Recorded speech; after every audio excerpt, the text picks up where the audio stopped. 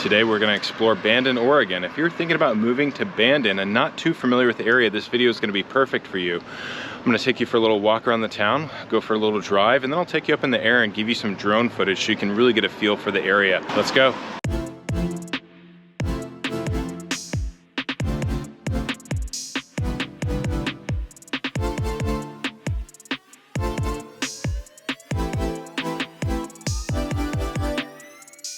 Hey everyone, welcome back to the channel, Living on the Oregon Coast. I'm your host, Seth Marchant, walking you through Old Town, downtown Bandon today. Bandon is really known for its beaches. Some people say that Bandon has the best beaches on the entire Oregon coast, and I'll show you some of those beaches here with some drone footage in just a moment. This is a smaller town. There's between 3,000 and 4,000 people. Which for a lot of people, that's a really small town. Not too small, they get smaller along the Oregon coast. And this town has definitely got a small town feel to it. A lot of people would describe it as quaint and charming. It's currently February, so there are not a whole lot of people down here. If it was summertime, especially right behind me where you can see Crab Shack, one of the more popular restaurants here. There's a lot of popular restaurants here, but in the summertime, it would be pretty busy here. Now I know tourism is something that some people like to try and avoid, so it is all relative. It doesn't get super busy on the southern Oregon coast, so it's not like Disneyland or something like that here. You might have to wait 20 or 30 minutes to get your food, and there's going to be a lot of people walking around, but it's really not that touristy or that crowded, again, because we're on the southern Oregon coast. And being in a small town, you know, some of the complaints that we sometimes hear about the Oregon coast is some of the towns, some of the neighborhoods are a little bit run down. Definitely don't hear that as much with Bandon. In fact, I think most of the town looks really great.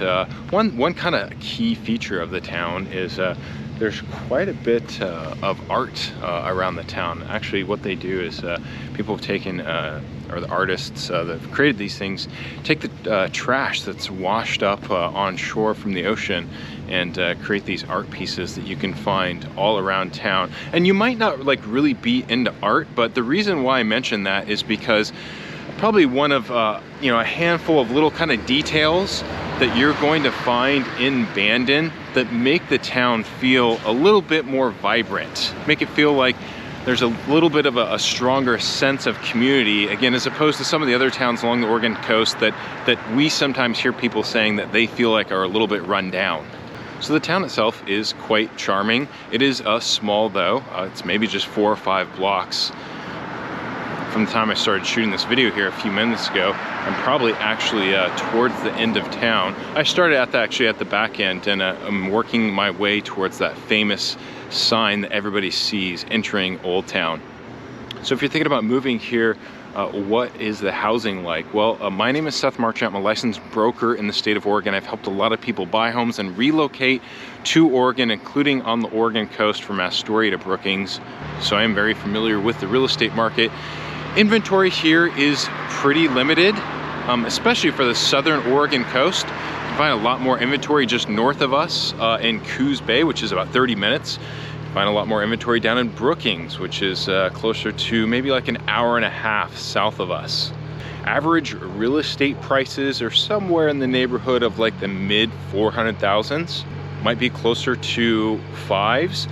One thing that's a little bit different about Bandon is there is a fair amount of new construction going on, and there's a fair amount of vacant lots too. So if you want to build, this is a place that'll have a lot of opportunity. You can't say that about a lot of the Oregon coast. There's not a ton of new construction going on. And as you'll see from some of the drone footage, you do have quite a bit of flat real estate around here, which can be sometimes hard to find along the Oregon coast. A lot of real estate is going to be sloped. And you do have a little bit of elevation too. So if you're worried about tsunamis, you can probably find quite a few places that are going to be outside of those tsunami zones. Now, as far as your overall proximity, like I mentioned, Coos Bay just to the north of us by 30 minutes. There is a regional airport. They've got a couple flights out of there. Beyond that, you're looking at Eugene for your next biggest airport, and then PDX. Portland is about 4 hours away. I think you're gonna have most of the shopping that you want, at least for your day-to-day and week-to-week in Bandon, but beyond that, you might find yourself going north to Coos Bay, where you'll find like a Fred Meyer and a Walmart, some bigger box stores, whereas Bandon is more a lot of mom and pops stores, a few regional chains, but for the most part, a lot of locally owned mom and pop type of shopping. Bandon has also been named one of the top towns to retire in Oregon, as well as the Oregon coast. So the demographic here does skew a little bit older. I think the median age is like 55. Not going to be a ton of opportunities for young people, whether we're talking about employment or dating, nightlife, stuff like that. So definitely an older crowd here in Bandon. And Bandon is also known for, it has a world-renowned golf course here in Bandon Dunes. There's actually 6 courses at the resort. You're probably familiar with that if you're a golfer. You know, of course, some people moving here solely for the golf, but a lot of things for retirees to do aside from great beaches. You've got all the other amenities that you could possibly want along the Oregon coast. One thing I will point out here too is there is a very extensive mountain biking network of trails right around here, which you can't say there actually isn't any other place along the Oregon coast that has this extensive of a network of trails for mountain bikers. There's a lot of places to go mountain biking, but not a lot of actually dedicated mountain biking trails. Bandon is the one exception. A few other things to note about the town. Aside from having a kind of a quaint, charming feel, it is a little bit more remote here, down here being on the southern Oregon coast. The 101 does go right through town, which those towns along the Oregon coast that have the 101 going right through town do tend to get a little bit more traffic. But I don't know that Bandon is necessarily known as like a tourist trap. So you maybe don't quite get some of the tourism here, or at least you don't get maybe some of the congestion here that you might find along some of the other places along the Oregon coast. A lot of people here refer to this place as kind of their little hidden secret gem along the Oregon coast. You know, don't tell anybody about it type of thing. So if you're looking for something small, quaint, and probably has more of a retirement type of vibe demographic, this will probably be one of your top choices along the Oregon coast.